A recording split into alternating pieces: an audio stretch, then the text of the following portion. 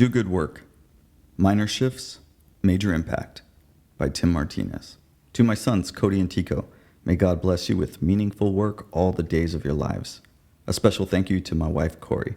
Your support, encouragement, and invaluable help in shaping this book have been the foundation of its creation. Do not forsake wisdom, and she will protect you. Love her, and she will watch over you. Proverbs 4:6. Introduction. Growing up in the cross-section of multiple countercultures during the 80s in Los Angeles, skateboarding, punk rock, and hip-hop, the predominant ethos of my era was anti-establishment and the conviction that everything sucked until proven otherwise. Amid my teenage angst, I was the consummate hustler. I always found a way to create something to sell to get the cash I needed to fund my skateboard and DJ habits, keep a few bucks in the tank, and some fast food in my belly. I attended a few years of junior college with no real ambitions of having a career outside of working in the skateboard industry. By the time I hit 25, I had owned a skate shop in Hollywood. They moved it to San Diego, where I sold it a year later. I managed 5 other skate shops in Los Angeles and San Francisco, worked for a handful of my dream skate companies, and had my own garage-based skate brand. My entrepreneurial adventures did not end there, as I owned a DJ business, an apparel company, mobile coffee business, built apps and websites, produced art shows, and owned a marketing and PR agency. Bear in mind, at no time did I know what I was doing, make smart decisions, produce a ton of cash, or have anyone mentor me. I just followed my passions and jumped on opportunities as they presented themselves, or as I created them. I did, however, learn a few things in the process that would come to set the foundation for my career. I got very good at writing down my business ideas, conducting market research, designing financial models, pitch decks, and writing business plans pre-internet. I would visit SCORE, Senior Council of Retired Executives, still in existence, a free resource where I would get advice from old-timers who loved to tear apart my business ideas in an effort to make them better.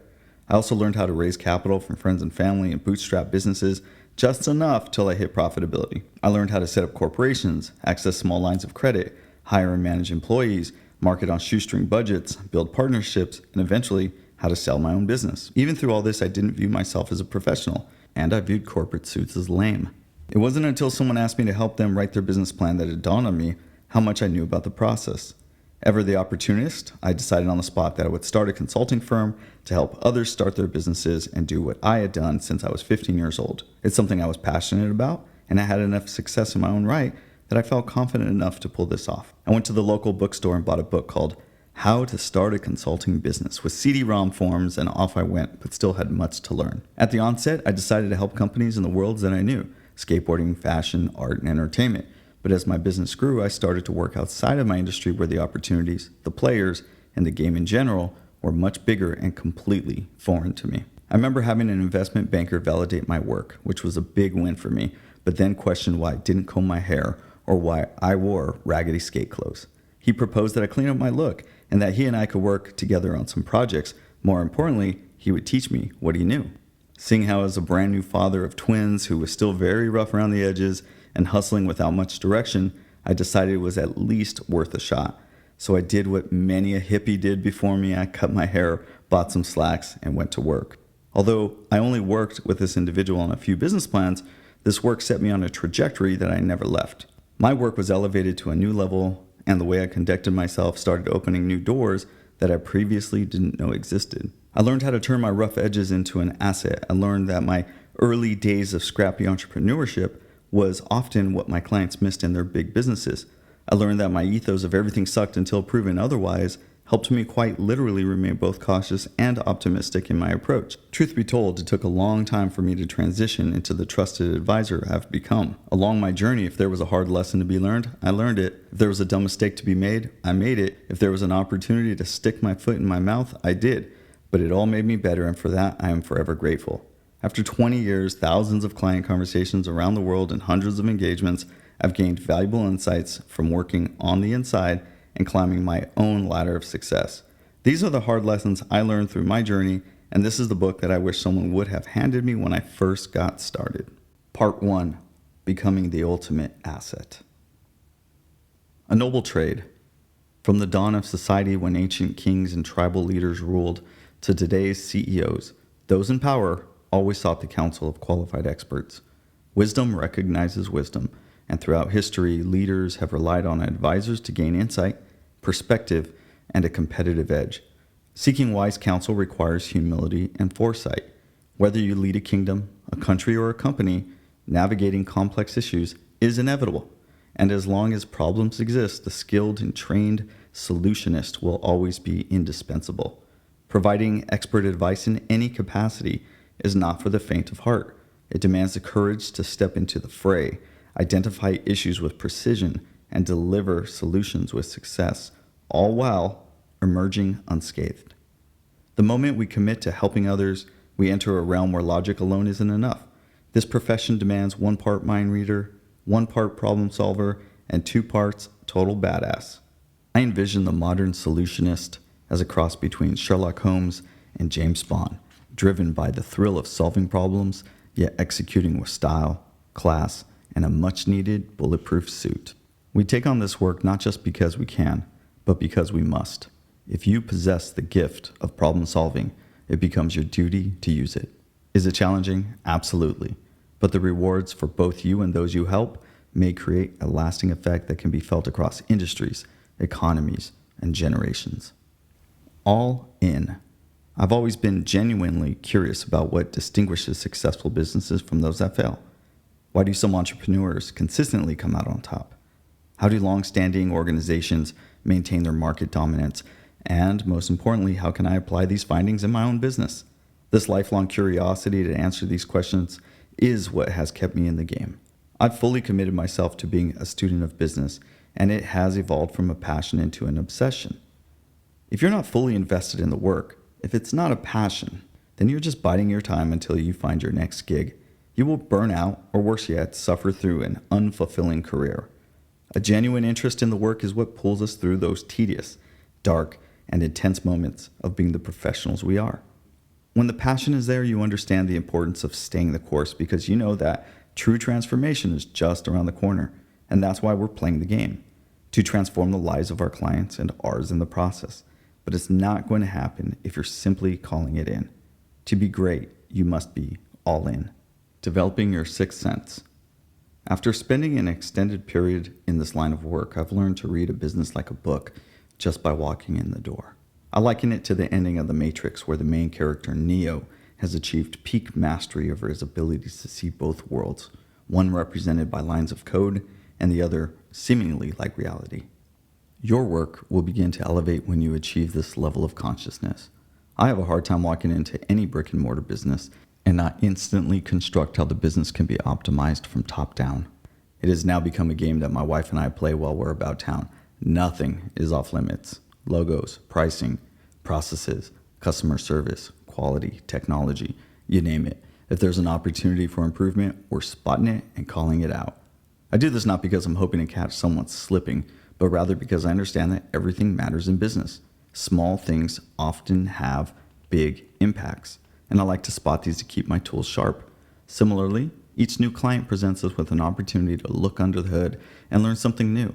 Often, if we're paying attention, we'll see patterns, both good and bad, emerging again and again, giving us somewhat of a sixth sense when it comes to diagnosing problems. With enough experience and rolled up sleeve trench work, you will develop deeper perception and intuition on how to improve your client's business.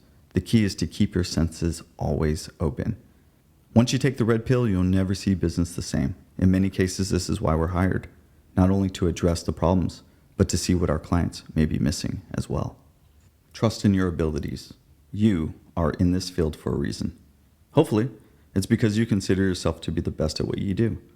The reason you sell your services is to bring about change within your client's organization, the kind of change that you're passionate about and uniquely qualified to deliver. Therefore, when the going gets tough, as it often does in the sticky middle, you must rely on the fact that you have what it takes to make it through. Your technical skills, communication abilities, project management, expertise, and chops should light your path forward in the dark times until you see light at the end of the tunnel. Making it through a complex engagement is a badge of honor, one that the client will recognize and one that further sharpens your tools. With each engagement, you will begin to trust more and more in your abilities, making you even more skillful, qualified, and desirable in the market. Like a Jedi Master trusts the Force within, you too must trust your inner force. Communication mastery. Effective communication is one of the most, if not the most valuable tool in your toolkit. The ability to simplify complex information, define clear solutions, and present them in a way that paints a vision of a pain-free future is what sets professionals apart from novices. For centuries, influential leaders have used masterful communication to inspire and influence the masses for better or worse. Conviction, charisma, passion, vision, and charm are a powerful combination because they evoke emotional responses, and we humans often make decisions emotionally before rationalizing them. If you want to persuade effectively, you must communicate beyond logic alone. Of course, your goal should always be to use your communication skills and persuasive abilities to benefit humanity and serve your client's best interests. If you know the path to a brighter future for your client, you have a duty to guide them towards it, rather than letting them cling to outdated approaches.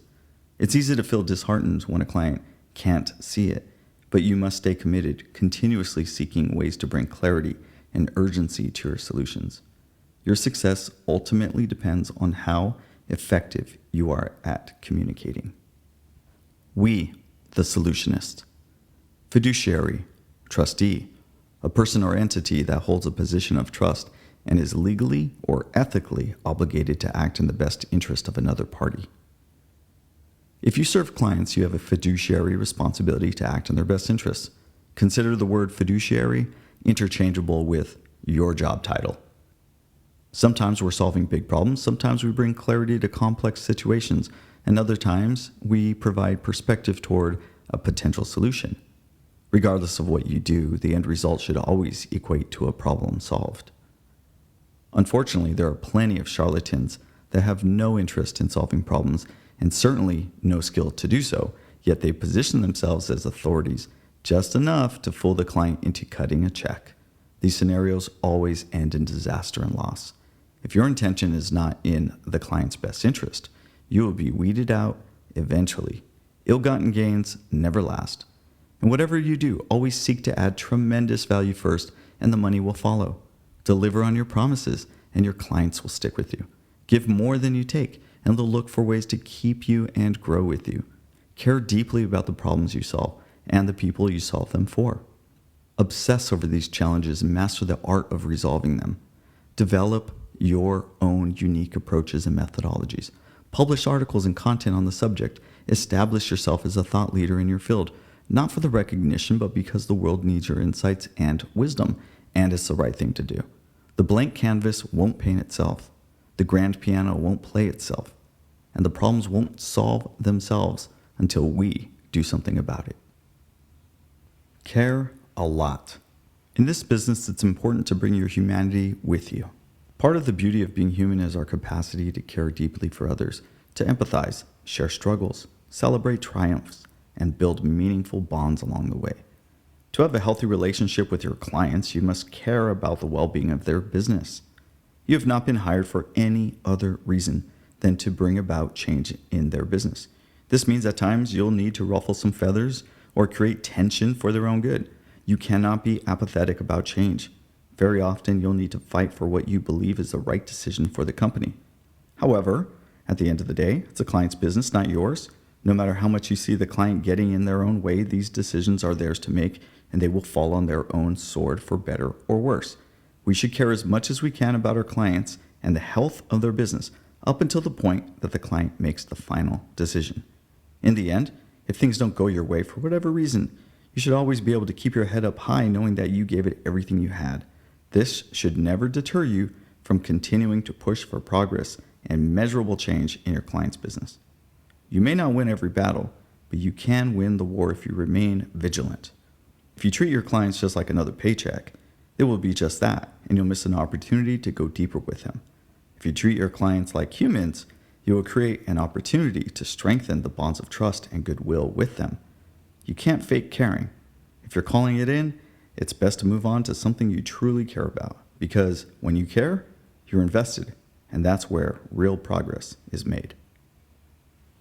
Hone your technical chops. To succeed as an expert, you'll need to specialize at some level. Perhaps you're highly technical and gifted with numbers and spreadsheets. You may be more creative and adept at working in the abstract, capable of synthesizing and simplifying complex challenges. Maybe you understand international affairs, technology, environmental issues, or you may shine in consultative selling. Whatever it is, you must find your edge and then use that edge to compete in a saturated market. It is worthwhile to note that on-the-job experience is what actually helps you develop your skills over time. For example, the first time you write a business plan won't be as good as the 100th time you write a business plan. To excel in your professional career, you need repetition. Furthermore, you should always seek to invest in your skills and knowledge to give yourself a competitive edge. Your sphere of knowledge and expertise needs to grow and adapt to the changing times and market demands. Don't rest on your laurels just because you're good by today's standards. Always seek to improve and keep your blade sharp. Far too many professionals, once considered experts, have been left behind by changing times, frustrated as they lose business to less experienced competitors. To stay in the game, you must keep your sword sharp, otherwise you're a sitting duck. There's a story about Louis Armstrong where someone once asked him how he became so masterful. His response? I practice till my lips bleed, then I go on stage and blow. Hone your skills, develop your chops, then get out there and blow. Impress. I've learned that people will forget what you said. People will forget what you did, but people will never forget how you made them feel. Maya Angelou. Your goal is to be remembered and, better yet, talked about when you're not in the room. To be thought of days after you met someone. Maybe it's your handshake or the way you carry yourself. Perhaps it was a sharp insight you offered, your background, or some common ground you found with the other person. Understand what other people find interesting about you. Discover and cultivate it. Very often, the memorable bit isn't what you do or where you work. It's the way you make other people feel when they're around you. Own this and make it work for you. Ask yourself, how do other people refer to me in my absence? What would other people consider me an expert in?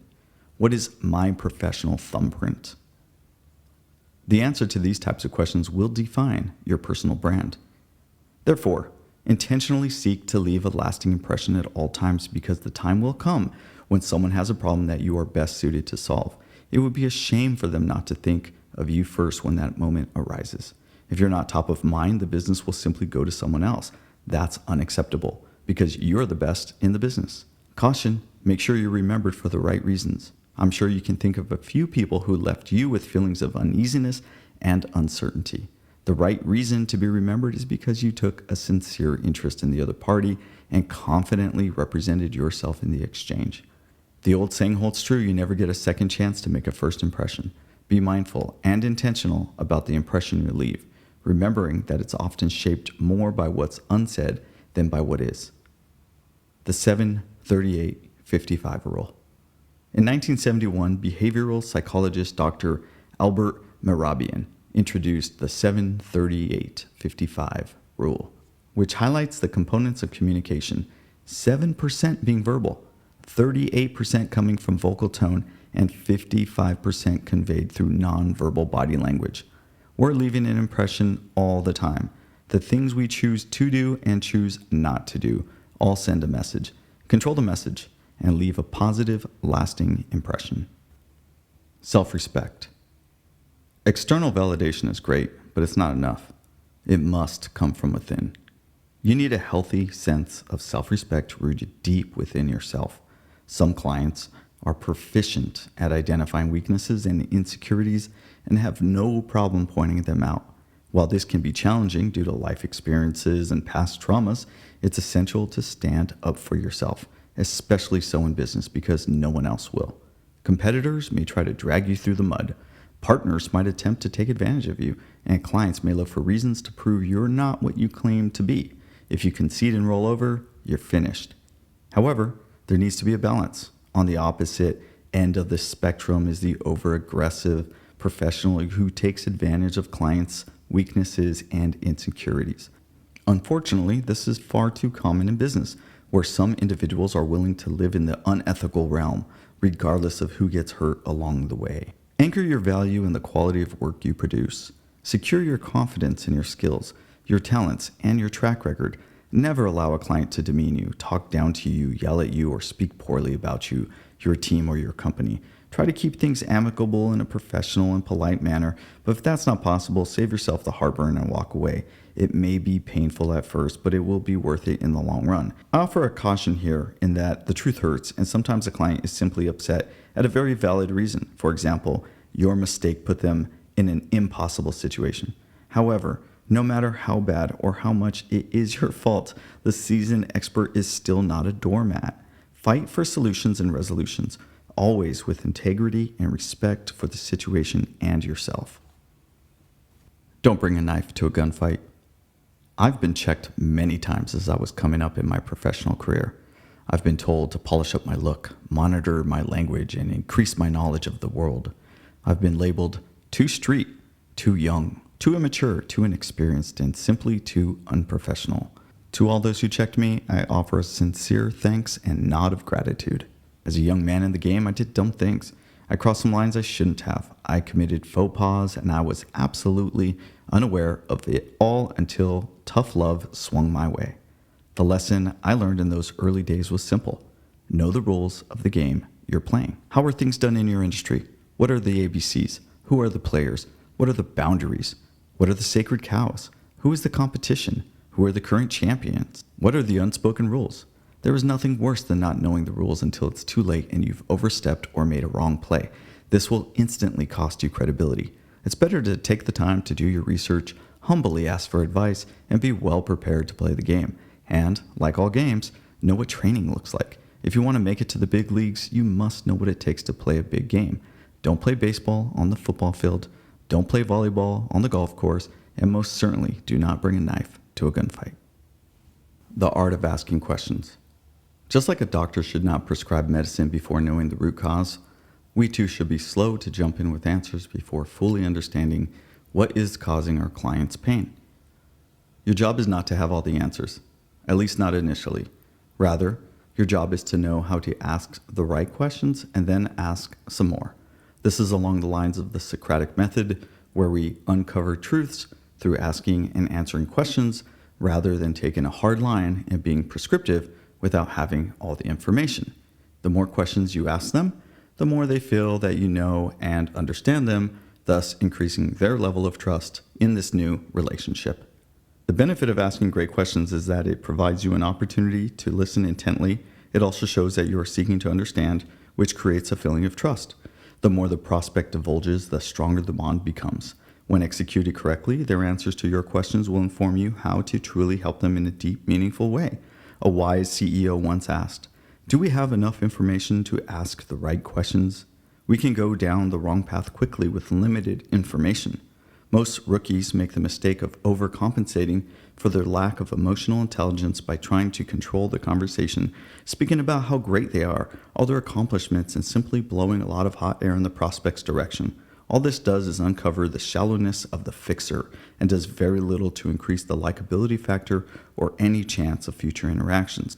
I recommend that you build your own resource bank of killer questions that you always have on hand. Add to this list every time you think of a great question and then test it out. You'll be amazed at how much prospective clients will reveal, and the more they share, the better positioned you'll be to solve their pain. One of my favorite questions to ask at the end of an exploratory call is, what questions should I have asked that I didn't? I've yet to meet a prospect that didn't revel and give me a solid answer to this one. I once heard that we'll eventually run out of answers, but we'll never run out of questions. You're in the relationship business. I have found advisory work to be much more relational than transactional. The reason clients choose one professional over another is often well beyond our ability to do the job. There are more subtle nuances that make or break the deal. The best way to develop these relationships is simply to spend more time with the other person. More touch points increase the familiarity factor, and providing upfront value goes a long way in relationship building early on. A good rule of thumb is that the more expensive your offer, the deeper the relationship needs to be. For one, online testimonials may suffice.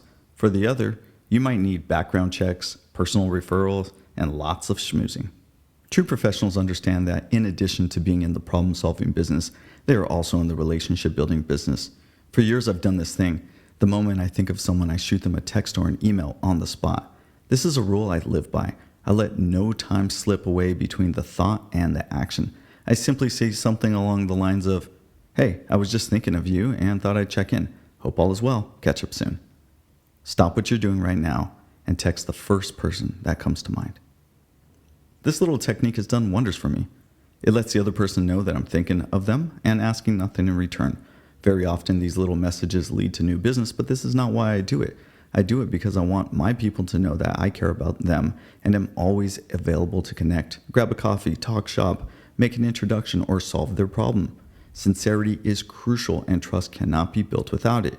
To truly cultivate relationships, you must actually care about people, not just about the business they can give you. British anthropologist Robin Dunbar proposed that humans could only maintain 150 stable relationships. If this is true, we must carefully choose who these relationships are with. And if you choose and cultivate your relationships carefully, they will pay long-term dividends. At the end of the day, we'll remember the people and the shared experiences more than the money we made. Relationships matter. Make them count. Assume the CEO position. A killer mindset to adopt as you approach working with your client is to assume the role of the new CEO. Act as if this were your company and every dollar you recommend spending is coming out of your own pocket. Every recommendation should be one that you would make yourself if you owned the company and were willing to take the risks. However, do not confuse your propensity or aversion to risk with that of the CEO. It's easy to distance ourselves in this regard and become a bit cavalier with the client's time and money simply because they have it. We must respect the client's time and money as if it were our own. To that end, we must ask, if you were the CEO of this company, would you hire yourself? As the CEO of any organization, all decisions and choices made within the company will ultimately funnel back to you, for better or worse. When we adopt this mindset, we are led to make more responsible choices, which will be appreciated in the long run by the actual CEO. Having owned multiple businesses, I approach every engagement with, if this were my company, what would I do? Keep your head out of the sand. You need to stay informed about what's happening in the world, regardless of your industry, field, or specialization. Keeping your finger on the pulse of geopolitical issues, the economy, popular trends, and the changing world is essential to remain relevant. If you want to move up the ladder, win big business, and have a seat at the adults table, you'll need to continually grow as an individual. You must have a thirst for knowledge if you're going to elevate your status and your business. Have a firm understanding of both sides of the table on critical issues. Remember that prospective clients come from all walks of life and backgrounds with varying opinions, beliefs, and values. Your job is to make them feel comfortable and welcome in your presence. Building rapport is essential for bringing meaningful change to their business, and this cannot be achieved with surface-level conversations. It's important for your own well-being and personal success to have a unique perspective on life, business, the world, and our human experience. Be a voracious reader and consumer of high-value content. Remain curious about new tools, technologies, and shifts in the marketplace. Do what you must to stay current and relevant. My habit is to listen to a wide range of content when I am performing mundane tasks throughout the week. I keep books and trade magazines in various nooks and crannies about my house and office. I subscribe to a wide range of newsletters from various industries, and I've set time each morning to read and research. This practice has helped me keep my head out of the sand. Plus, it's rewarding to be able to drop knowledge bombs on clients at will. Always keep in mind that there is a difference between being well-informed and overly opinionated. You must be knowledgeable enough to come across as intelligent while remaining likable and relatable. Channel your inner badass. Have a clear understanding of your value. Own it, embody it, and use it to deliver exceptional value to your clients. Being a badass isn't about projecting a tough exterior and taking reckless risks. It's about consistently showing up in a professional manner and bringing your A game every day and taking full ownership every step of the way. A true badass refuses to settle, rest on their laurels, or make excuses. Never let the client see you sweat. Instead, convey that you are in control, leading the way and guiding them forward. A badass doesn't tolerate mediocre performance from their team, and they prefer to work exclusively with A players. This mindset and approach create an environment where professionals can consistently perform at their best and deliver exceptional results. You must believe in your own badassery before anyone else will. If you're not your number one fan, no one else will be. It is essential to have unwavering confidence in yourself and your abilities, which will give you an edge and leave a lasting impression. But how do you develop this confidence? It comes from being well prepared. You must know your subject matter inside and out. Remember, the client wants the best that their money can buy. If you were the client, would you want to work with the total badass or the insecure, uncertain, and timid advisor? It's your responsibility to cultivate your value and present it in a way that convinces clients to sign on the dotted line. So stand tall, puff out your chest, and be the superhero they hired. The ace up your sleeve. Always keep an ace or two up your sleeve. I'm not suggesting that you hold back on delivering value to the client. Instead, having an ace up your sleeve is more about knowing when and how to add extra value in key moments. Sometimes things may be moving slowly or worse, sideways, and having a resource or tool that you can pull out to bring it back on track is invaluable, even critical at times. Here are a few aces I have found valuable. Contacts. Building new bridges for clients, especially with vetted and trusted resources, is always helpful and appreciated. Tools. Introducing new tools that you have firsthand experience using to increase productivity is always useful. Technical skills. Having a domain expertise and actual skills is a great value add in the event you need to roll up your sleeves and put in a little extra work. Leadership skills. Sometimes clients are quietly hoping that you can take charge on their behalf. Strong leadership skills can significantly enhance an engagement, bringing extra firepower to the table. It's essential to pleasantly surprise your client from time to time, reminding them of your true value beyond the work you do. When the work is crucial and the outcome is mission critical, achieving a successful resolution is not just an option, it's a necessity. A classic rule of thumb is to underpromise and overdeliver. Sometimes having an ace up your sleeve is precisely what you need to do to tip the scales into the realm of overdelivery. Clients will come to learn that you're unpredictable in the best of ways, whereas those they've hired in the past were homogeneous, unilateral, and just plain vanilla. An ace up the sleeve makes you dangerous, attractive, memorable, and highly sought after. The unassuming MVP. Wherever you find yourself, always strive to be the most valuable person in the room. This doesn't mean being the loudest, most boisterous, or seemingly smart person. It means knowing when to share knowledge and wisdom in a manner that edifies all who listen to you speak. Having something meaningful to share is far more valuable than sharing a lot of non-valuable information. Additionally, you should always aim to be well connected with the highest caliber contacts possible and always look for opportunities to connect individuals within your network. This puts you at the center of relationship building and people will seek you out. Be interested, not interesting. Have presence, power, charisma, and intelligence, and present an aura that comes from quiet confidence. I recently attended a golf outing, and by the end of the event, people were coming up to me saying, I was speaking to so-and-so, and they told me we should meet. Bear in mind that at no time during this event was I pitching myself. I was simply being interested in looking for ways to add maximum value to each conversation that I was a part of. Needless to say, I left with new high-value contacts and prospective clients. The secret is to know what others find valuable, then focus your energy there. If you pay attention and listen carefully, others will reveal what they care about most. Once you uncover this, finding opportunities to help them succeed in those areas is what makes one truly valuable. Promote thyself. To succeed, you will always need a consistent flow of business.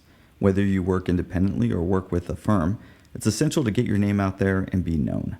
Trade shows, social media, networking events, cold calls, public speaking, nothing is off limits and everything is worth testing. With time and practice, these efforts become second nature.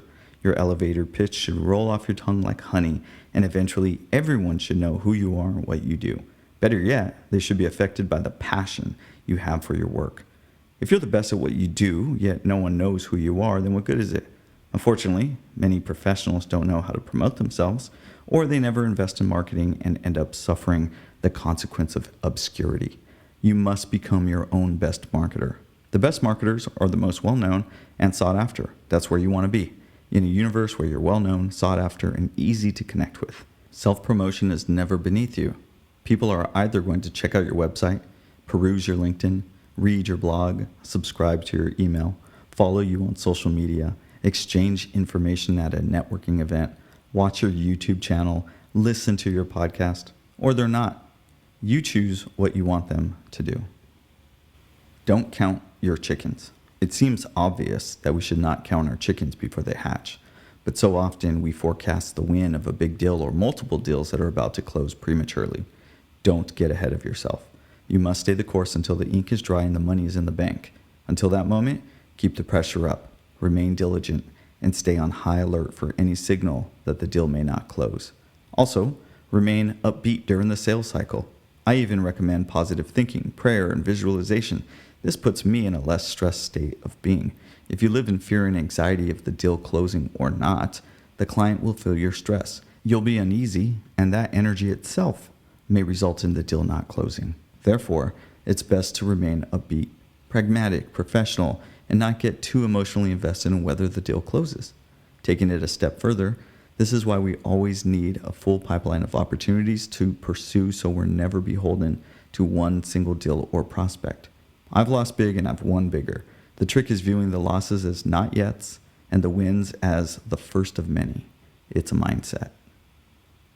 It's theater. The theater is a place where we can escape into stories, dream of new realities, and take emotional risks. Similarly, we are painting new realities for our clients, a world without pain and suffering where everything is possible and attainable. In many cases, we need to dream a new reality for our clients before they can see it for themselves. To this end, we have a crucial role to play. We need to emotionally connect our clients to the idea that they can live in a new reality. We must do whatever is necessary to paint the backdrop, write the script, cast the actors, enroll the crew, source the financing, entice the audience, and produce the show. Bring a sense of entertainment, mystery, magic, and a bit of je ne sais quoi to the engagement.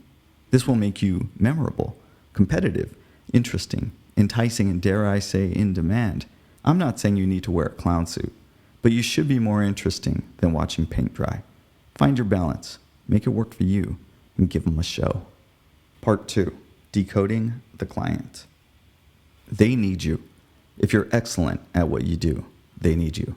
Your service of providing solutions goes well beyond helping the person who hired you. Your solutions often have a positive impact on the lives of employees, customers, partners, and investors. Furthermore, the solutions you implement can continue to provide value for years to come. These solutions help your clients generate more wealth, which in turn contributes to families and economies at large. Your role in the value ecosystem is crucial, and the world truly needs what you have to offer. We all have an essential part to play in the overall economic engine, and for that reason, doing good work is not only necessary, but also imperative. If you find your client does not need you, end the relationship and move on, because no matter what you do, you won't be able to help them advance. You'll end up resenting the relationship and possibly each other, and the engagement will end. It's best to cut your losses and move on versus wasting time to collect a few more dollars. There is always another client that needs you. Holding on to a bad apple makes no sense when you're sitting under a tree full of good apples. Choose your clients wisely. In the early days of feast and famine, it's hard to turn down any work. But as you progress and become more successful, you'll be able to be more selective. As much as possible, prospect quality clients. A good friend of mine, also a seasoned consultant, once said, "Not everyone is going to make it to the majors." It's true. Not all clients have what it takes to compete, succeed, and grow. You cannot help everyone. Focus on those that you can. Listen for these danger signs. This is our last chance to make it work. We're almost out of time. We're almost out of money. This needs to work or else. Do not put yourself in a position to be the savior riding in on your white horse. It's hard to resuscitate a business once it starts to unravel. If for whatever reason you do find yourself in one of these situations, be overly clear on what you can deliver. Then get in, do what you came to do, and get out. In all cases, it's best to prospect for clients that are on the up and up with good, fresh, positive energy. You are only going to have so many clients in your professional career. Lock arms with someone you believe can make it to the majors, then go win a World Series. Rollercoaster to transformation. The longer the engagement, the more opportunities for peaks and valleys. Like a roller coaster, it's hard to know when you're fully at the top or when you've hit the bottom. If you're starting to hit a lull, find opportunities to infuse energy into the engagement. If you're hitting a stride and client satisfaction is high, it's a great time to shed light on how much progress you've made together, maybe even pitch additional work, assuming it will advance the client. Ultimately, you're trying to stabilize the ride and maintain a sense of normalcy, ease, consistency, and strong client satisfaction.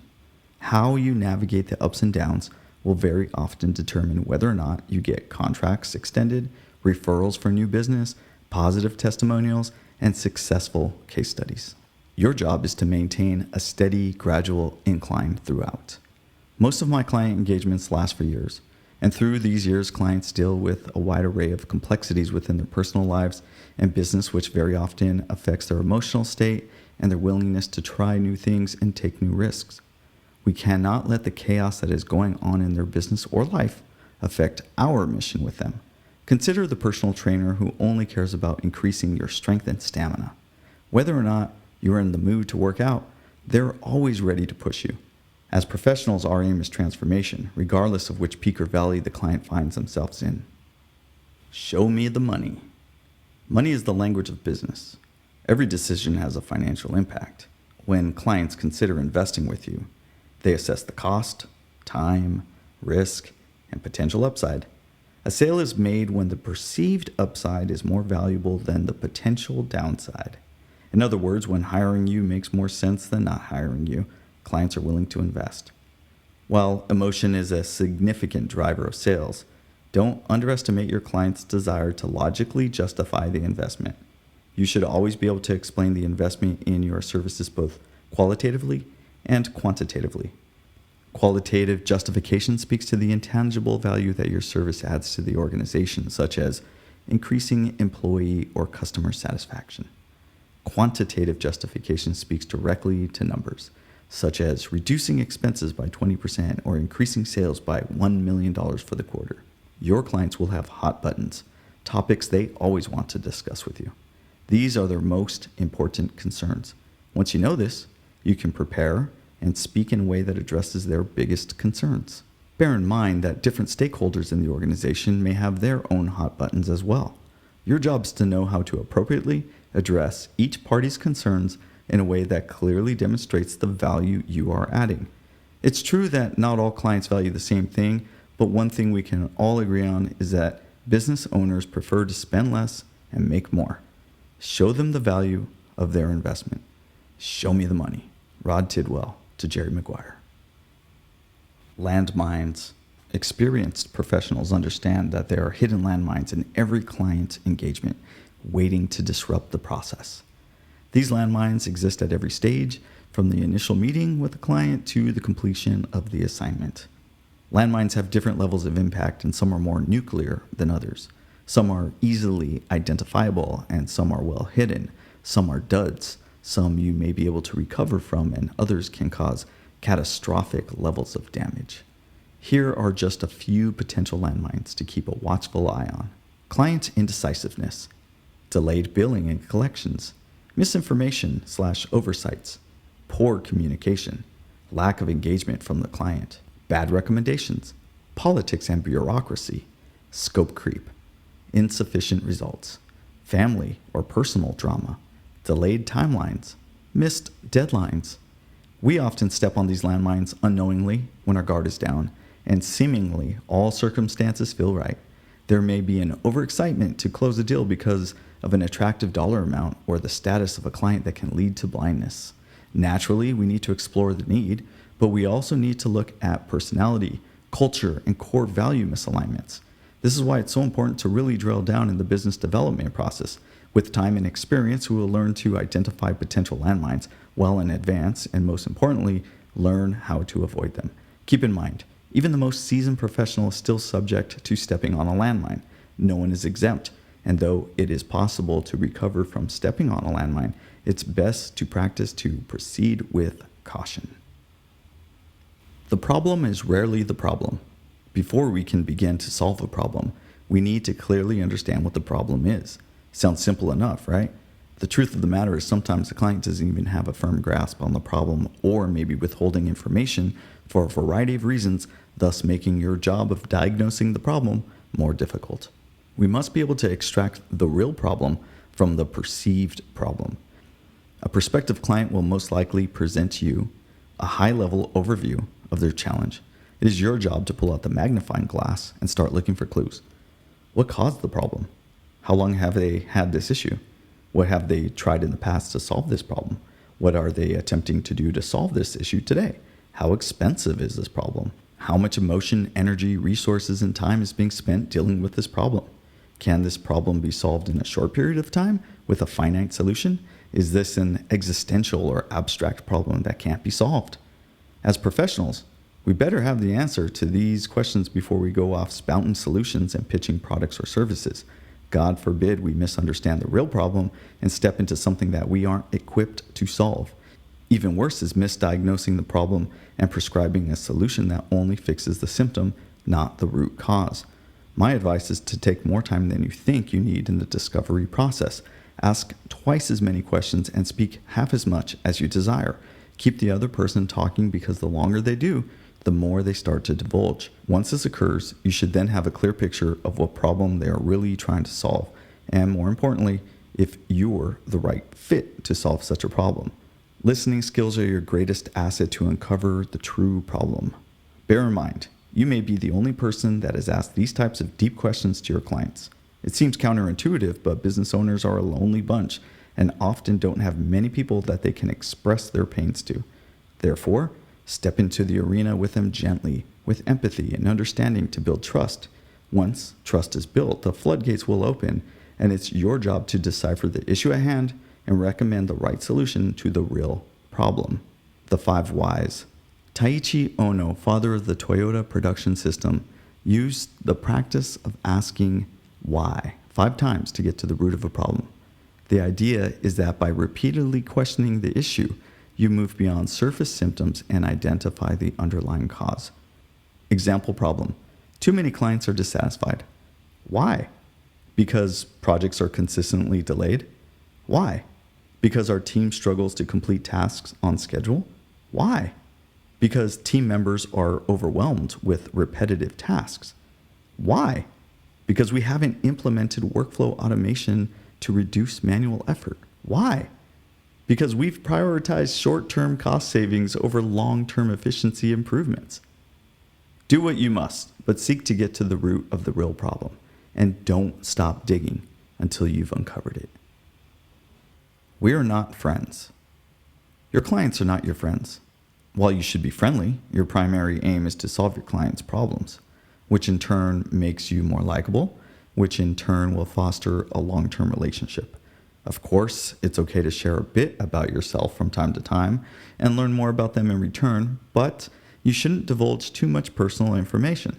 They can share whatever they want with you as they are the client. However, reciprocating this can lead to issues down the road, especially if the client/consultant relationship needs to end, which is often the case. The best rule of thumb is to keep it professional. Always steer the conversation back to the business's issues and solutions, making the business the most important aspect of your relationship. You shouldn't be a completely closed book because clients hire people they know, like, and trust. It's perfectly fine to share a little bit about your weekend or family activities, but revealing personal struggles, like battling a gambling addiction, goes too far. On the flip side, you don't need to know intimate details about your clients' personal lives, unless you're a therapist, of course. Doing so introduces unnecessary emotional complexity. Be likable while keeping the focus professional, always centered on advancing the business. Beware the serial hirer. Keep an eye out for clients who repeatedly hire professionals such as yourself to solve the same problem. Typically what happens is the outside hire is never given enough freedom to truly solve the problem before the client intervenes and disrupts the process. The client will inevitably blame the new blood. Then move on to the next unsuspecting professional, only to repeat the cycle. Toxic clients like these must be identified early on and avoided at all costs. Be careful not to assume that things will be different this time with you. There is a deep-rooted issue here, much deeper than the problem itself. Unless you're in the business of doing deep personal work, my recommendation is to steer clear of these types of clients altogether. The short-term gain is not worth the long-term heartburn, let alone the loss of morale and time. I once had a client candidly tell me that they had no intention of implementing our recommendations. He admitted, "We were only hired to appease one of their top VPs." I thanked him for his honesty and delivered our final work, which simply reiterated the conclusions of the previous consultants. I learned that we were just the latest in a series of firms hired over the past 5 years for the same purpose. This wasn't an isolated incident. Some clients are content to pay for advice they have no intention to follow. While it's tempting to take the payday, it's better to avoid these situations.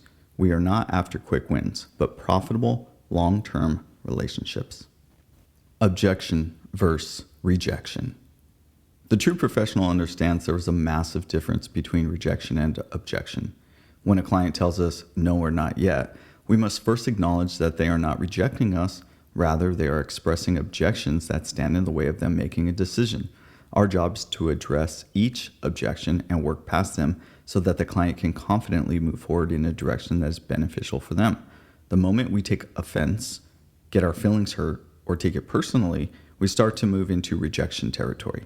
It's a negative space where nothing good stems from.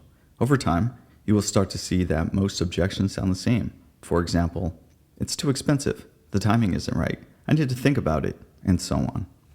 A good exercise is to jot down all the objections you hear and work on varying rebuttals to ensure that you're never caught off guard. Always remember that part of our job is getting the client out of their own way. Therefore, being a master at objection handling is a critical skill, and understanding the difference between rejection and objection is imperative to your success. Learn to anticipate rejection and even look forward to it, as it will give you an opportunity to add more clarity around the value you offer. I prefer to get the first no off the table quickly so we can move on from there. If someone says yes too quickly, I am always leery, and in most instances that person wasn't serious with moving forward, they just felt uncomfortable saying no to my face. Therefore, I create a safe environment for prospective clients to object, say no multiple times, and ask questions. When done correctly, they convince themselves that this is the right investment. From there, all you need to do is have a pen and contract handy. Toe to toe. You are hired to solve a problem, not to bend to the client's every whim. In many cases, we need to push the client to make decisions and act. They may resist at times, but we can never back down from recommending what is best for them in their business. Showing your client that you can stand shoulder to shoulder with them will earn you credibility. It takes courage to go head to head with a client in a respectful manner. It starts with seeing and valuing yourself at the same level as they are. Just because they are the client does not mean that they are better, more qualified, or smarter than you. It simply means they have a problem that needs to be solved and you present a solution. While it's easy to assume that the client holds all the cards because they have the money, the truth is that the solutionist also holds significant leverage due to our ability to solve the problem. The client should always understand that they are in charge, but they should also recognize that you aren't to be trifled with. You respectfully reserve the right to walk away from the assignment if they aren't taking it seriously or if they try to push their weight around. Never underestimate your value in the face of a client, or you may never be able to regain your status or position in their eyes. Once this is lost, clients are much less likely to take your recommendations, and when that starts occurring, you can pretty much bet that the relationship will soon come to an end. The client must see and respect you as an expert, but that only happens if you're willing to go toe-to-toe with them when it counts. Stay alert. To excel in this business, you must master the art of heightened perception. Not everyone has good intentions, and you'll encounter a wide range of characters. The best time to identify questionable clients is early on. Some will be tire kickers, while others will look to extract as much free value as possible with no intention of hiring you. Occasionally, there are those that may hire you for their own political gain or without the full buy-in of the primary decision maker. Sometimes you are approached prematurely and other times far too late. There will be moments when you wonder why a client engaged you at all, leaving you feeling the absurdity of this situation. The better you are at recognizing these red flags early on, the better you can avoid wasting time and energy. This allows you to focus on clients who are straightforward and genuinely worth your effort. If things are odd in the beginning of a relationship, you can almost guarantee they're going to get stranger the longer you work together. Much like in a horror film, the overly trusting and naive character is always the first to fall. It's best to always remain on guard.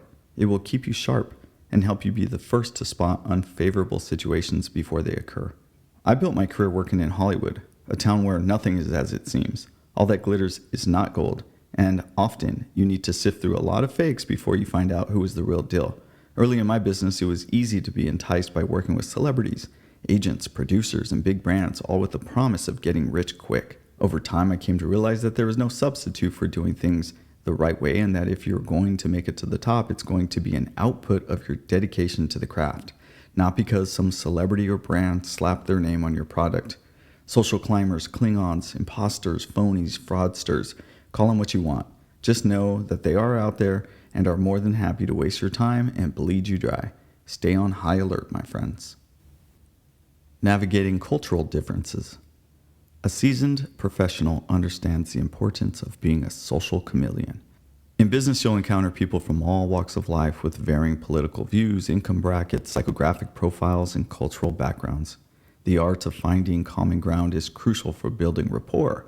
A broad worldview that allows you to contribute meaningfully to most conversations is an invaluable asset. However, if you have nothing substantial to add, it's wiser to listen quietly. Better to be thought insightful than to prove otherwise by speaking out of turn. My rule of thumb is to steer conversations towards polite and friendly topics like hobbies, food, travel, or family. These subjects keep interactions lighthearted while also offering insights into your client's personal values beyond work. This approach helps you avoid awkward moments and keeps you on safe ground. It's essential to be mindful of your language and the topics you choose. For instance, a seasoned executive may have no interest in discussing the latest video game, just as a client from India may hold very different religious views compared to someone from Japan. A billionaire client likely spends their time differently than a millionaire, and a startup founder may have a different sense of urgency than a late-stage business owner. Understand your audience and adapt accordingly. You can't assume you'll be equally engaging to all parties, but you can always demonstrate genuine interest in the other person. The key is to be sincerely curious. Remember, you are there to solve the client's problems, not to persuade them to adopt your beliefs. Alignment. The soft skill of aligning multiple parties is crucial to having your toolkit. Naturally, you'll need to have your primary decision maker on board with your recommendations. However, there may be other stakeholders who require buy-in as well. The bigger the client, very often the more stakeholders. Some stakeholders may play hardball and seek to slow things down, while others may resist anything beyond the status quo. It's essential to identify who is whose opinion matters most, who is slowing decisions down, and who is championing your cause. Even though aligning parties isn't explicitly your responsibility, it's vital to ensure that everyone is in agreement. This ensures that you can continue to push forward and achieve success in your engagement. After interviewing hundreds of executives, I've learned that their primary concern is always their job. Second, they want to understand how your recommendations might negatively impact them, whether that's increasing their workload, demoting their status, or slowing them down. Once you address these concerns, and only then, will they become more open to hearing how your recommendations will positively impact the business. This may seem counterintuitive, but it's simply human nature. We are hardwired for self-preservation. If you want to succeed at aligning people, you must first understand their fears and motivations. From there, we can focus on the transformation we seek to bring about. Power dynamics. To excel in our work, we must be able to quickly identify certain personalities and know how to best interact with each one. Great problem solvers understand how to navigate client personalities without getting bogged down by negative, aimless, anxious, or difficult clients. The hard-driving boss wants numbers, details, and deadlines. The skeptical operator needs to feel understood. The over-analytical manager wants someone to share their love of numbers and so forth. The faster you understand the power dynamics, the better. We must learn to navigate the waters of personalities in order to achieve successful outcomes. We are not allowed to get derailed or sidetracked by the narcissist, paranoid, or uncertain personality. We must power through with courage to the finish line. Bear in mind, politics exists inside every organization. Just as a chess master understands the role of every piece on the board, so too you must view the org chart the same way. See the power struggles, know the relationships between pieces, understand the moves. Try as you must stay off the board. Rather, view yourself as the grandmaster who is always moving the pieces, staying multiple moves ahead. It's important to note that powerful, successful leaders got this way because they too know how to play the game. I myself have been charmed and taken off guard by the smooth-talking CEO who assured me everything was okay until I got under the hood and saw firsthand how the company was held together with bubblegum and scotch tape while the troops were ready to revolt. Know who you're dealing with and master the art of reading between the lines. Don't get lost in the fog. It may be difficult for clients to see a problem clearly because they are on the inside of the chaos, in the weeds, so to speak. That is where an outsider looking in can become invaluable in establishing clarity. Help your clients identify their problems as well as gain clarity on the solution. Take it a step further. Assist them in communicating this clarity with all appropriate stakeholders so that it's crystal clear from the top down. Further still, help everyone understand the magnitude of the problem so there's no question that it needs to be solved. They may not all agree on the path forward, but we need them to see the true problem before we recommend solutions. Anxiety in business is often caused by a lack of understanding. Therefore, we should always seek solutions that lead to clarity. When we achieve this, we can start to envision a new future together. We can see the top of the mountain with our clients, whereas previously we may have only been able to see the clouds surrounding the mountain. Avoid adding to or getting caught in the confusion. Stay clear and do not get lost in the fog. You can lead a horse to water. At times, clients, though desperately in need, may refuse the cold, fresh water you offer. Despite paying for your services and investing countless hours in planning and strategizing, they may hesitate to take the final step. If you've done everything possible to address their needs and solve their problems, yet they're unwilling to commit, you can take solace in knowing you've done your utmost to help them. It's important to understand that at some point the horse will drink the water because of their need for self-preservation. The time will come when the pain is so great that committing to change is the only option. Therefore, the horse must always be aware that you represent change. Whether they take that desperately needed sip in time or not is their choice. Some horses will drink, others will stubbornly remain thirsty, and even worse, some will die. It's best to work with a horse that knows he needs to drink the dang water to survive. Together, you'll go much further. Part 3. Delivering excellence. The size of your impact. If you want to play a big game, you need to solve big problems. Not all problems are created equal. As the problem solver, it's essential to understand the size, magnitude, and impact of the solutions we deliver for our clients. For instance, a 10% increase in sales or a 10% reduction in expenses would have vastly different implications for a $100,000 business versus a $100 million business. Naturally, the assumption is often that larger clients have bigger problems, but that doesn't mean they hired you to solve their biggest problems. You could be advising a pre-revenue startup poised to become the next multi-billion-dollar unicorn, but the client lacks the financial resources to adequately compensate you. You could be working with a multi-billion-dollar company only to find yourself focused on a low-impact project like redesigning printed collateral. It's crucial to stay focused on the scale of the problems you're solving and the potential upside of your solution. Sometimes we get caught up in the prestige of landing big-name clients or the hype of a high-profile brand without realizing whether we're making a significant impact. The same goes for clients' expectations of their consultants. If they're playing small ball, even the best service provider can't elevate them to the big leagues. The clients are either committed to playing a big game or they aren't. To ensure you're truly making an impact, ask yourself, how big of a problem am I solving? How big of a problem can I solve with my current resources and knowledge? Am I targeting the right scale of problems to tackle? Am I spending too much time solving small issues? Am I $1 million or $1 billion problem solver? If you're looking to go big, start by finding truly enormous problems to solve. Delivery of expertise. There are many ways to deliver expertise from the stage to the page. There are a wide range of delivery methods and business models to choose from, such as coaching, courses, workbooks, workshops, books, classes, seminars, outsource roles, project-based work, and so forth. It's worth noting that not all clients or industries are the same, and what works well for one may not work for the other. Some clients prefer to pay a premium for a more hands-on, customized experience, whereas others may simply want the information and are happy to do it themselves. To simplify, there are 3 major delivery methods I've identified through the years. Commoditized products. This is where the client pays for information by which their intent is to apply what they learn. Consider the delivery here to be largely in digital or physical product formats, such as courses, books, video tutorials, worksheets. Group delivery. This model is where clients have more of an experience, often with peers, where they can learn in real time, interact, and potentially have their work reviewed. Consider the delivery here to be more in a larger format, such as workshops, seminars, group coaching, online/offline groups and communities. Very often there is a tie-in with physical products. For example, the opportunity to buy the book or the program after the seminar. Hands-on approach.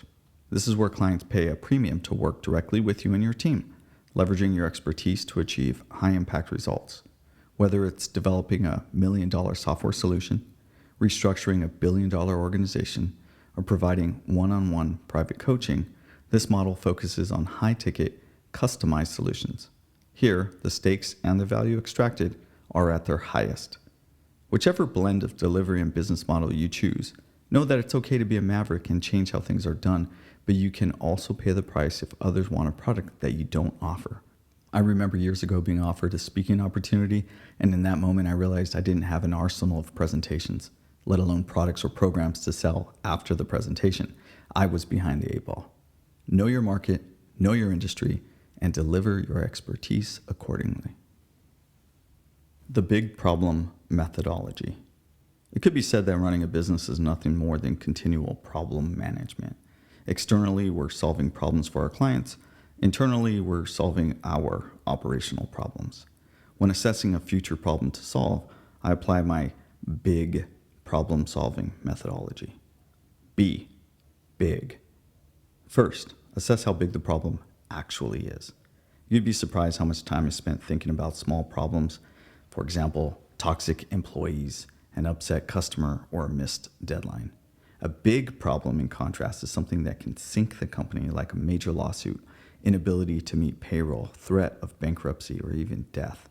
It's important to understand the nature of the big problem, whether it's perpetual or solvable. Once we have a firm grasp on the size of what we're dealing with, we then move to I, intel. Next, gather intel quickly to make informed decisions. What caused this problem? What are the potential solutions? Have we attempted to solve this problem in the past? What are our options from here, and so forth? The bigger the problem, the more we need to understand the root cause, almost to an exhausting level. Without proper intel, we may be solving for symptoms and potentially making the real problem worse. Example, a poor performing employee may be the symptom of an ineffective management system. After we are armed with the necessary intel, we then G, go. Lastly, the most critical step requires taking action to deal with or eliminate the problem. If we fail to act quick enough, we risk the problem persisting and ultimately eroding the business from the inside out. Proactivity is the only course of action. Without it, we have no progress to measure, no further intel, and most certainly no solution. Important note about the big methodology. If handled out of sequence, we may attempt to solve a problem without accurate information, spend too much time and resources on a small problem, or procrastinate altogether. Scope well. As a best practice, you should aim to understand your client's needs so well that the scope of work practically writes itself. Additionally, you must explain your process, method, and approach in exhaustive detail, ensuring that the client fully understands how you deliver value without any doubts. Misscoping is one of the unforgivable sins in our profession. This indicates a failure to listen carefully to the client's needs, showing a primary interest in making another sale rather than addressing the client's pain points. Poorly scoped engagements typically end unfavorably and rarely lead to positive referrals for future client work. While some seasoned professionals may be able to salvage misscoped engagements, this should be viewed as the exception rather than the rule. Bear in mind that you don't need to solve every problem all at once. Conversely, it's okay to propose a larger scope if that's the best solution. The key is to set clear terms, ensure the work exceeds clients' expectations, deliver on your promises, and if possible, add a little extra value along the way. Scope well, scope responsibly, and for heaven's sake, deliver the goods. Solutions without problems.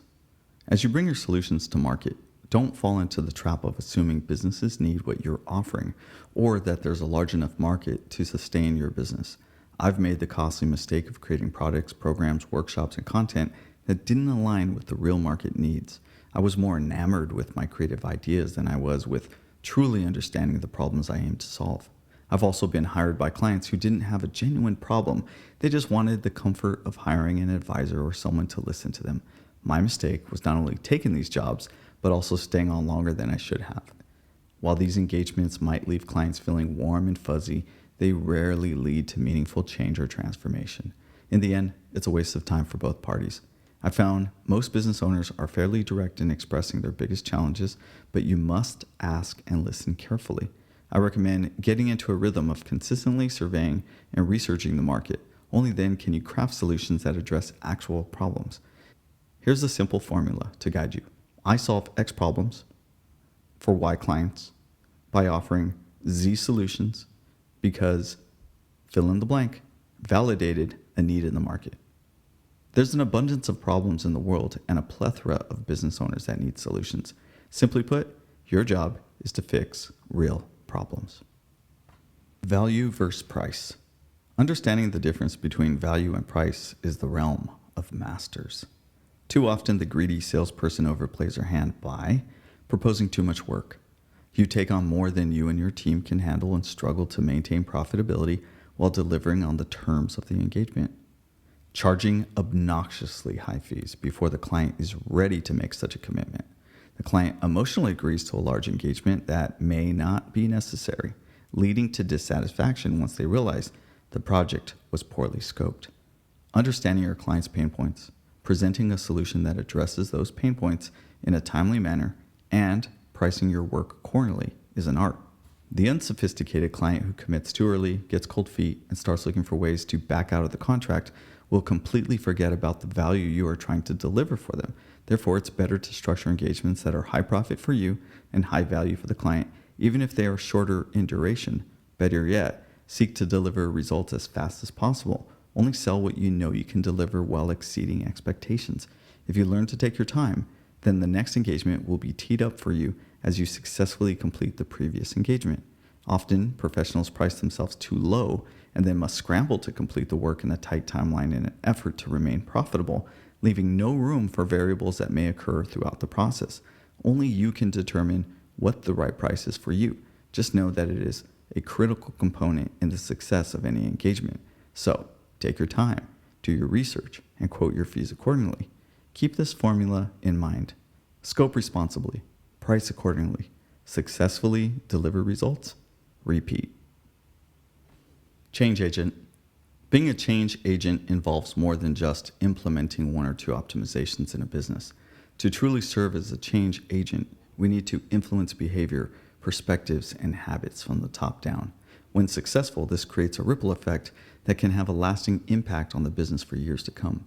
Breaking the inertia within an organization which has been built over years and layered with politics and bureaucracy is not easy, but it is necessary to bring about radical change.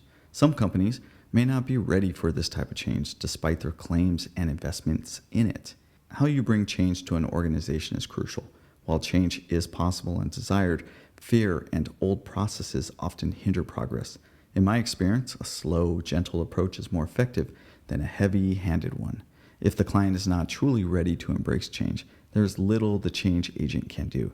It's only when the client reaches a point where their pain becomes intolerable that they will fully commit to change. As professional solutionists, we must responsibly present opportunities for the client to commit in a way that is not intimidating, but still urgent. Ultimately, if successful, the client will recognize our contribution and they will reap the benefits of their commitment to change. Therefore, the client needs to view you as someone who represents progress and has their best interests in mind. Businesses are run by humans and humans have baggage. This baggage weaves its way into business decisions. This is where logic takes a back seat to emotion. Instead of feeling frustrated, channel that energy to help your clients get over logical and emotional hurdles. Changing beliefs and behaviors is essential for lasting change to occur. Learn to do this well, and you will be acknowledged as a true change agent for years to come. The real product. As fixers, it's easy to confuse our commodity with our product. The commodity is often the physical thing we produce, such as an audit, research report, survey, blueprint, financial review, or whatever your deliverable may be. However, it's only when we understand what our true product is that we can fully convey the value to our clients. It's essential to remember that the client isn't buying a plan or time, they're buying peace of mind. Similarly, the client isn't buying a new website, they're buying the ability to generate more leads and consequently more sales. Place your own example here for your product or service. Don't confuse features for benefits. The feature can be seen as aspects of the deliverable, but the benefit is something that extends well beyond the deliverable. For instance, implementing new technology in your client's business may yield positive results for years to come. Hence, the benefit is long-term value. Start by understanding what the client would consider highly valuable. Then, work backwards from there, showing them how your solution not only meets but exceeds this value point. Never lead with a conversation about the commodity or feature. Instead, keep your focus on value because that is your product. Early in my career, I focused heavily on market research, business planning, and financial modeling, taking great pride in creating thorough and visually appealing documentation. I believe that clients valued my deliverables as much as I did. Years later, I realized that my true product was the process itself. The final plan was merely an outcome. During our collaboration, clients had access to a strategic sounding board that was hard to find elsewhere. As I crafted the plan, we had deep exploratory discussions about the market opportunity, product, business model, sales, and marketing strategies. Once I understood what clients truly valued, I shifted from writing plans to selling strategic planning sessions, which were far more profitable to me and more valuable to the client. I condensed what used to take me 6 weeks into half-day workshop sessions, saving clients time and increasing my profitability. Ask yourself, what is the true product the customer is buying from me? Once you have your answer, go sell that. Increase enterprise value. Our primary goal is to increase the enterprise value of our client's business. Regardless of the specific service or product we offer, we're here to positively impact our clients' businesses by delivering value through our expertise and their investment in us. It's essential to remember that the CEO's role is to increase shareholder value, and we are hired to help them achieve this mission. Companies must take risks, expand, and invest in professionals like us to achieve their goals. We're part of an overall value chain.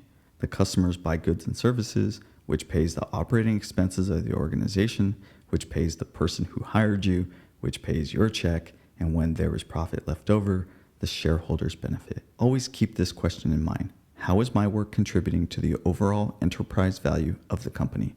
This should be your guiding principle. Whether or not you're interacting directly with the CEO, always strive to make them shine in the eyes of shareholders, the board of directors, employees, and the public. Remember, we're playing the long game here. Increasing enterprise value takes time and deliberate effort. By staying intentional and keeping this goal in focus, we can approach our work with an understanding of how it contributes to the bigger picture. Those in charge must focus on increasing the enterprise's value. If you want to be seen as a peer among the leadership, you must adopt this mindset and never forget that we all answer to the shareholders. Principles over profit. To ensure longevity in your career, it's crucial to maintain ethical integrity aligned with your values. At times, this may require standing your ground, expressing your opinions, saying no, or even walking away from potential deals. Sometimes, clients may not only push your ethical boundaries, but also legal ones. Some may challenge moral boundaries conflicting with your religious or cultural beliefs, forcing you to compromise your core values. While some clients may be pleasant to you, they might mistreat others. Additionally, some businesses may have negative impacts on the environment or local communities. As professionals, our role is not to judge, but to recognize what doesn't align with our values. We must have the courage to step aside and focus our time on clients we feel good about assisting. I have worked with clients I knew I shouldn't have. I rationalized that I needed the money and that I could do good work for them. Logically, that seemed to add up, but emotionally, I was taxed and had a hard time sleeping. Ultimately, I needed to decline future work with this client, and while it created somewhat of an awkward situation, it needed to be done for my sanity. Since then, I've learned to become overly cautious and hyper-intentional about who and what I associate myself with. The downside outweighs any benefit when working on deals that are misaligned with your ethical boundaries. After the work is complete, you don't want to use them for case studies or testimonials, and ultimately, you want to disassociate yourself from the client. Work on projects that create multiple value points for you over the longest stretch possible. It's okay to be selfish in this regard. Compromising principles for profit never pays off. Speak less, say more. Speak softly and carry a big stick. Theodore Roosevelt. Strive not to be the loudest voice in the room. Instead, demonstrate your expertise through the strength of your actions. Do you have what it takes to bring about meaningful change? If the answer is yes, then your actions will speak louder than words ever could. The flashy, fast-talking consultant who's only interested in the paycheck is easily recognized and often avoided. The true professional prefers to make their presence felt over their need to be seen and heard. From time to time, I am asked to participate in board meetings or strategic planning sessions where I am often viewed as an outsider. Instead of feeling the need to validate myself by showing how intelligent I am, I simply take a back seat and listen. When I do speak up, I prefer to do so by asking thoughtful questions, building from key points that more informed people in the room have made. In most cases, I can become the trusted advisor without having to provide on-the-spot anecdotes or instant brilliance. Once this occurs, the team is much more receptive to any insight I have to offer, and that is the goal, to build enough trust to bring about meaningful change to the organization. But this can only be accomplished after deliberate and attentive listening. You don't need to overpower to outshine. Hold the line for progress. To the client, you should always represent one thing: progress. They should always know that you are propelling them forward. Therefore, it is your job to hold the line for progress and not allow the client to backtrack. Clients may offer excuses, have inertia from past failures, or delayed decision-making for legitimate reasons. As the ultimate professional, you need to read your client well and discern whether they are being truthful or simply buying time. Regardless of their reasons for hesitating, stand firm on your position to elevate the client to new heights. In many cases, you may have to envision their progress first before they are able to see it for themselves. If you find yourself losing ground due to pushback, wavering, loss of heart, or exhaustion, it may be time to consider whether you are truly helping them or simply enabling their bad habits. Remember, clients, like everyone else, have their own insecurities and limiting beliefs. This is why it is crucial for us advisors to represent a beacon of light and possibility for them. Do not concede. Instead, hold the line for progress. Unwavering strength. The bamboo tree, known for its deep roots and remarkable flexibility, is one of the strongest trees you'll encounter. Professionals must be like the bamboo tree. Our ability to remain solid yet flexible and adaptable is paramount to our success with clients. Most clients seek our help because they are facing internal inertia, a symptom of inflexibility. Like a yoga or Pilates instructor who spends months helping clients become more limber and flexible, we must guide our clients through a similar process. It's okay if they are at the beginning of a transformative journey. This can be a new and uncomfortable experience for them, and we can't rush the process. Keep in mind that there are external forces beyond our control that influence our clients. Sometimes, despite our best efforts, they may stumble and seek to blame others. They might want to change strategies, halt progress, or change course altogether. Take it all in stride. If they recognize your value and understand that your intention is growth, problem solving, and transformation, they will view you as an asset, not a threat. Flexibility requires patience and understanding. If both sides are committed, change will come. Laser focus. Your clients are often juggling a wide range of projects, issues, meetings, and distractions. In many cases, you are not their sole priority.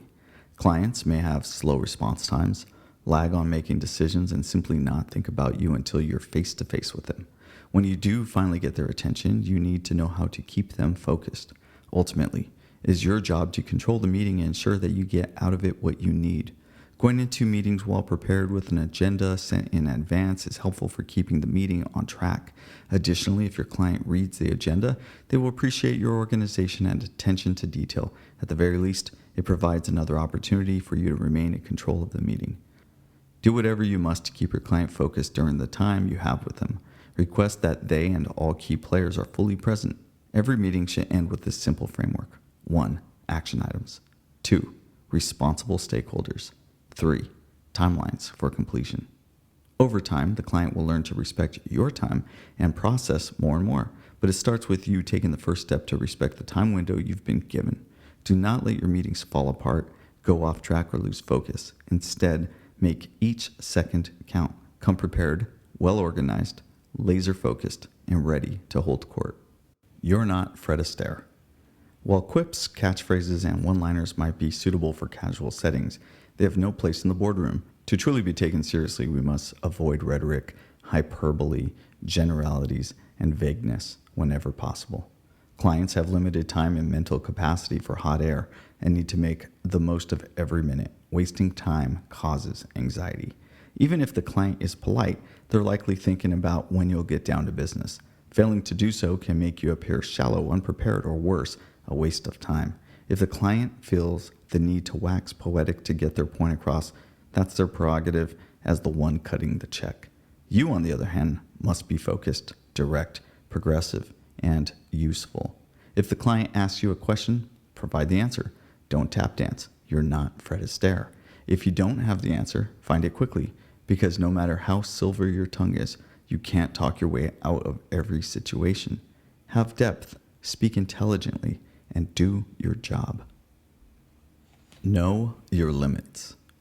Over the years, I've learned to recognize my limits as a consultant. Coming up, I often tried to provide solutions beyond my capacity. However, I quickly realized that to meet the demands of the engagements I had sold, I needed to become an overnight expert in those areas. While this experience taught me a lot, looking back, I realized I could have made more progress by focusing on clients I knew I could definitely help, rather than those I merely thought I could or simply wanted to help. Now I understand that there are certain industries I will never work in, and there are types of engagements that I will stay away from. I'm clear on who is and isn't a prospect because I understand my limitations. I am now free to focus on my strengths without diluting my abilities. When you sell beyond your limits, you end up spending more time and energy trying to compensate for your lack of experience. While humans should aspire to live large lives full of growth and exploration, it's essential to acknowledge our current limits. This isn't just about us, it's about what we can offer our clients. It's about meeting their needs in the most efficient manner possible. Trying to sell everything to everyone is a losing formula, and selling beyond your limits is a disaster waiting to happen. In my experience, this often stems from a scarcity mindset, the belief that you must do whatever it takes to win the deal, even if it's not the best fit for your capabilities.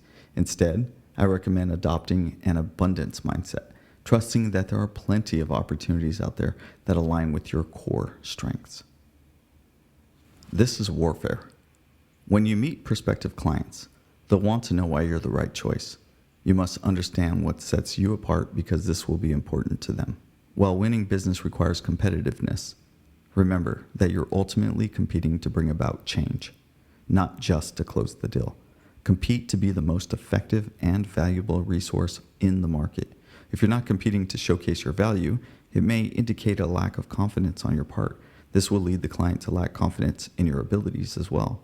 There are hungry individuals out there offering tremendous value, and they're confident in communicating it. You are competing with them. Competition can be brutal and harsh, unfair and lopsided, even cruel. This is not Little League where everyone wins a trophy and is told good game at the end. This is a game of survival where you're taking food off of someone else's table. It is warfare. If you truly believe you are the right fit for the client, then be prepared to fight for their business. Plus, it's always a little flattering to be fought over. This will not be lost on your future client. Remember that clients choose the winning party for a variety of reasons: political interests, price, value, trust, pressure, timing, and so forth. Be as prepared as possible to compete on as many fronts as you can effectively manage, and do not let your guard down until the deal is done. Never forget, every client is poachable if you take your eye off the ball. The A-Team. To reach the highest levels, you must surround yourself with the best of the best. Prioritize character over talent when choosing team members, and aim to build or join a world-class team. Once you're part of such a team, the unspoken challenge of not wanting to be the weakest link will drive you to elevate your game. Iron sharpens iron. Remember, to be invited into the winner's circle, you need to prove that you're the real deal. All-stars don't coddle underperformers. They quickly cut them loose and move on. A players respect time. They don't waste it. Clients are willing to pay premiums to work with the best in class. The industry recognizes the sheer firepower of an all-star team. The work produced is award-worthy, and the value created can extend for years, potentially worth hundreds of millions of dollars. That's the level you want to play at. Surround yourself with the best. Study the game. Whatever game you're playing, you should aim to be its number one player. All exceptional athletes are known for reviewing hours of tape, studying moves from the greats. discussing strategy with coaches and teammates, and simply being obsessed with the game. Their passion and preparation are shown on and off the field. Any great athlete will tell you that work ethic is far more valuable than talent alone. You need to have a deep desire to compete and win on behalf of the clients you serve. Remember, the game is always changing. New players are stepping on the field. New tactics are being implemented. Past records are being broken. And championship teams are coming and going. What it took to win last season is not necessarily what it will take to win next season. Have a healthy respect for those that came before you. Read autobiographies, research, absorb, learn, then put it all together and present something more powerful to the marketplace than what has existed previously. Know the strengths, exploit the weaknesses, stick and move, fake left, shoot right, go, fight, win. Vanity metrics. Be cautious about which metrics you prioritize. Some metrics may cause a quick dopamine hit but don't make a difference in the grand scheme of things. Your calendar might be packed with meetings, but are they well-qualified prospects? You may have many clients but a low lifetime value. Inversely, you may be delivering immense value to clients but killing your own profit margins. Your clients may seem happy and engaged during calls, yet they never commit to your recommendations, and others may purchase your programs but see minimal transformation. So, are you really helping them? You might spend most of your time trying to retain clients who aren't a good fit while neglecting those who are satisfied. Maybe you are always available to clients but neglecting your family. So who's really winning here? Focus on the metrics that truly impact your business. Do not chase feel-good metrics, and when taking self-inventory, don't avoid painful metrics either. In all instances, you need sufficient data to make informed decisions about where adjustments are needed. Identify what moves the needle, prioritize those metrics, and ensure everyone on your team is focused on the right things, and always measure both qualitative and quantitative metrics to get the whole picture. Mirror, mirror on the wall, what's the data telling me? Keep it on the rails. All client engagements come with deliverables, deadlines, and budgets. Your job is to successfully complete the work within these parameters. It is your responsibility to keep the project on track. You must become adept at spotting warning signs and taking proactive steps to avoid potential pitfalls. For example, the longer a project drags on and the more deadlines missed, the higher the cost and potential losses. Time, money, morale, reputation. When faced with challenges, you must persevere, demonstrating fortitude and stamina to see the project through successfully. Keep your focus on solving the client's problems. Show them how the problem is being addressed and how long it will take and what results will look like for their business. To excel in this role, you must develop thick skin and learn to be comfortable with discomfort. While not easy, this approach is rewarding. Staying the course demonstrates your commitment to the work and reflects your professionalism to the client. You either do or die trying. Keep your cool. Many engagements encounter unexpected spikes of chaos with their own levels of severity. Some will fall into lengthy lulls. Other engagements may completely fall apart, becoming tense and emotionally taxing to the point of a sleepless night or 3. Your role is to remain cool and calm throughout. You must be the rock that others depend on to navigate through the challenges. Like those who walk over hot coals, you need the mental fortitude to stay the course, to overcome the obstacles and achieve success, all without breaking a sweat. Sometimes the only way to the other side is to go right through the fire. It's inevitable that things will get tense and sometimes downright ugly, but that's okay. If we're all on the same team, pulling toward the same goal, and committed to not leaving anyone behind, we'll eventually make it through to the other side, together.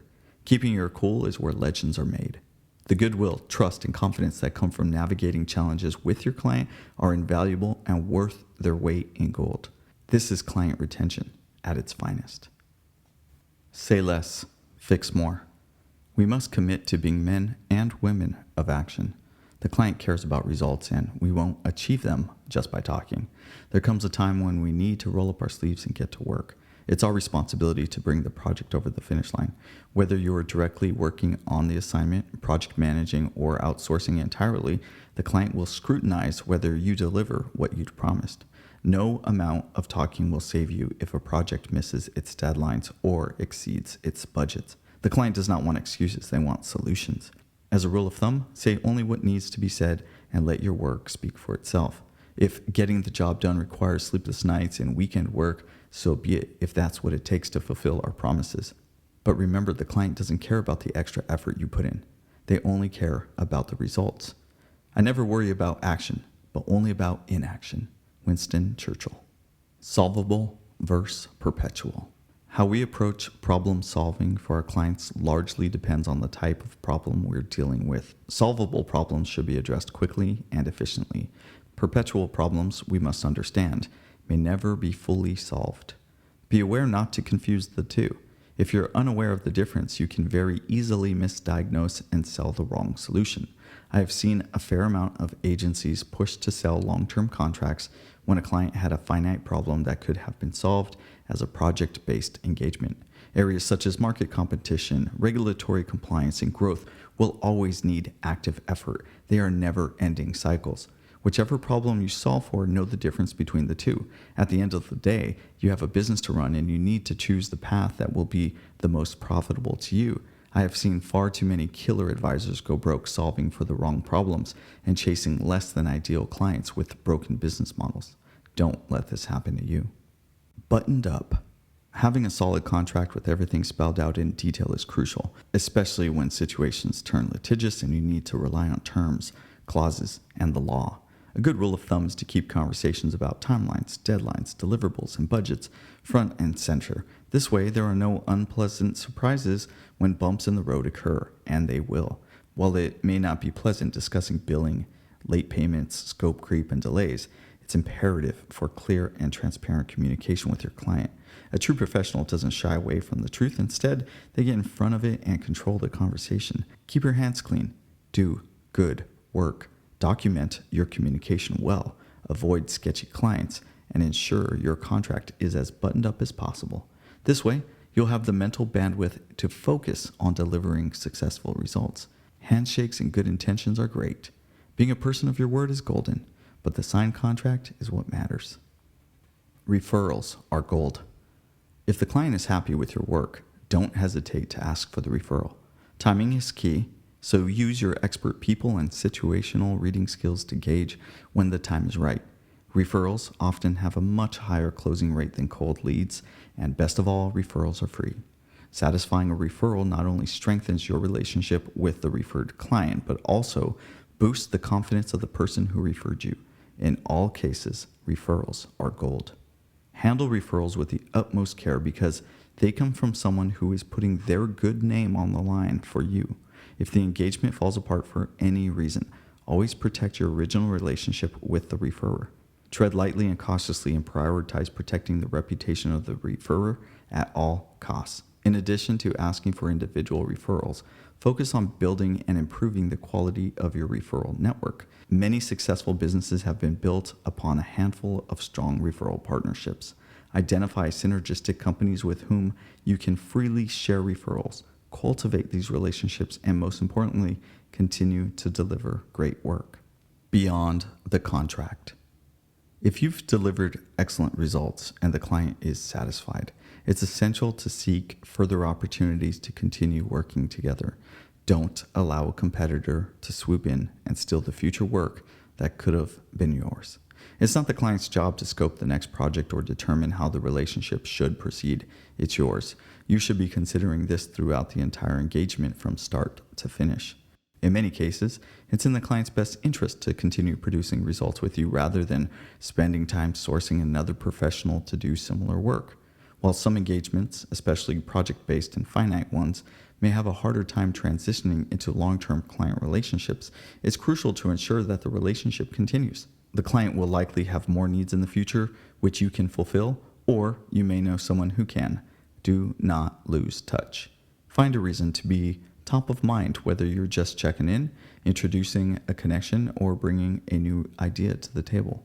Otherwise, the client may seek another expert simply because you're not around. Consistently checking in on past clients can help you build a very stable practice, regardless of your field. Time is currency. There's no room for compromise in this area. Time is our most precious resource, and wasting it is not an option. Wasting your client's time carries serious consequences. Being late to meetings, delaying responses, missing deadlines, or showing a general lack of respect for their time are the unforgivable sins. Clients are paying you so they can focus on their priorities, which generates the revenue that pays you. This same level of respect should extend to everyone you interact with, including team members, partners, vendors, and other associates. Equally as important, you must respect your own time, which is invaluable, non-renewable, and finite. You are accountable for how and where you spend it. Furthermore, don't allow anyone to waste your time. If you sense that time is being wasted and it's beyond your control, it's time to reassess the situation. Be adept at identifying time wasters, cutting your losses, and moving on swiftly. Time is currency. Exist in a perpetual state of urgency. The big trade-off. Make no mistake, if you're doing the work yourself, you're trading your most precious resource, time, for money. As you improve your skills and the demand for your services grows, it becomes increasingly difficult to scale your individual efforts and challenging to maintain consistent quality. The time comes when you need to ask yourself a crucial question. Do you want to be a highly paid solo operator, or is the goal to own a business that is not reliant upon you to do the work? The solopreneur approach is great for its flexibility, but it's not necessarily a scalable business model. It's more of a lifestyle-driven endeavor. It can be very profitable if managed correctly, especially if you focus on selling high-priced services or have well-oiled mechanisms in place for selling a high volume of products. But there is still an element of sales, marketing, and administrative work that is required on top of delivering excellent work to the client. Buy myselfers beware. Burnout can happen quickly if you're doing it all on your own. On the other hand, overseeing a team takes more time and a different kind of effort, but it leads to greater enterprise value in the long run and creates opportunities for others to grow in the organization. This approach takes more time, resources, and management, but if done right, will allow you to step outside of the day-to-day of the business. In either case, strive to standardize your approach, methodologies, systems, products, and services to reduce time and friction while providing clarity of outcomes for prospective clients, and most certainly, be intentional about what you're aiming to build. The ultimate goal is to create as much value for the client in the shortest period while ensuring maximum quality and profitability for your efforts. Ascend, my friend. In everything you do, always seek to ascend. Each new client should represent one step up the ladder in your professional journey, becoming sharper and wiser in the process. As you ascend, you'll find that it's not as difficult or complicated as you might have imagined, and that certain aspects of the work get easier the higher up you go. In my work, I've noticed that the more clients pay, the more they pay attention, and that the most difficult clients I've had in my career were very often the clients that played the smallest game and were the least invested in their own success. Here's some things you'll notice when you ascend the ladder. We're all just people. The CEO of a multi-billion-dollar company is just like you. They want safety and security for their family, status and prestige, legacy, success, more time, peace of mind, convenience, and as much certainty as their money can buy. Higher stakes. The larger the company, the higher the stakes if things go wrong. Visibility, scrutiny, lawsuits, regulation, and reputation are all on the line, and one wrong move could cost billions of dollars in market value. Gatekeepers, bureaucracy, outdated thinking, and slow decision-making can create significant obstacles, especially when working with publicly traded companies or big government agencies. If you're expecting a client to commit to a multi-million-dollar, multi-year engagement, know that it will take time, a world-class team, references, and a real ability to deliver. The inner circle is a real place. People at the top prefer to play with people at the top.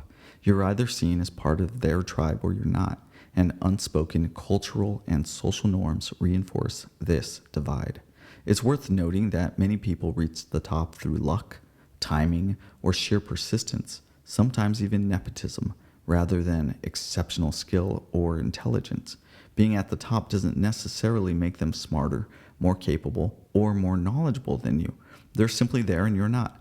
Breaking into this inner circle is possible, but it takes time and often depends more on your reputation, connections, accomplishments, and perceived status than on your skills alone.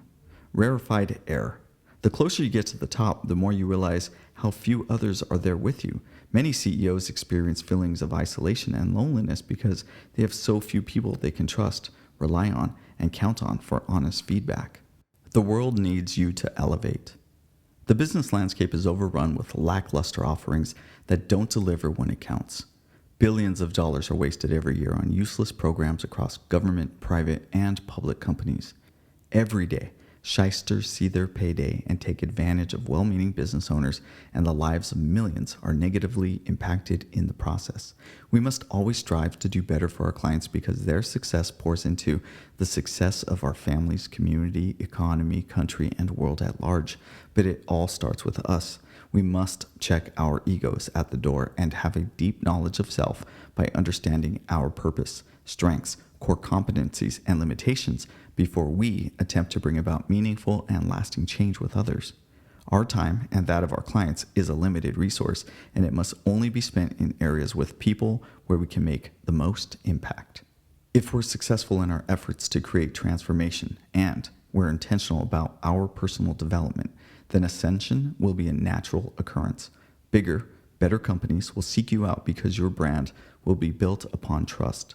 From there, you can name your price because you'll not only be worth it, but it will pale in comparison to the value that the client will receive. Once here, you will have achieved true professional status, unshakable, unstoppable, and undeniably worth it.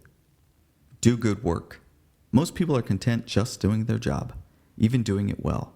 But if we look beyond the noise and convenience of modern life, we'll see extraordinary testaments to invention, imagination, and grit.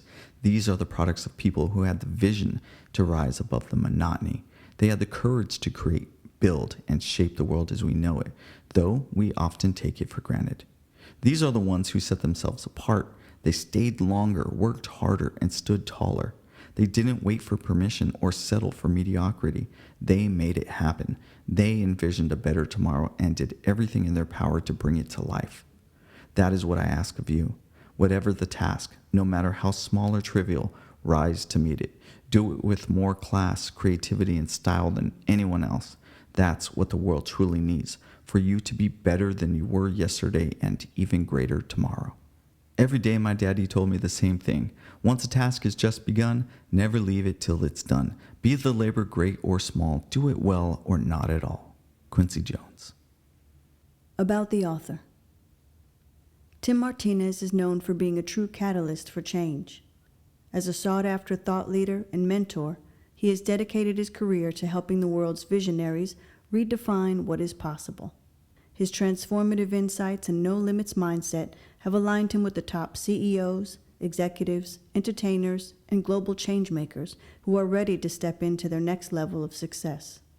With a track record that spans continents and industries, Tim specializes in empowering leaders to break through their own ceilings, shatter outdated paradigms, and build legacies that matter to the world at large.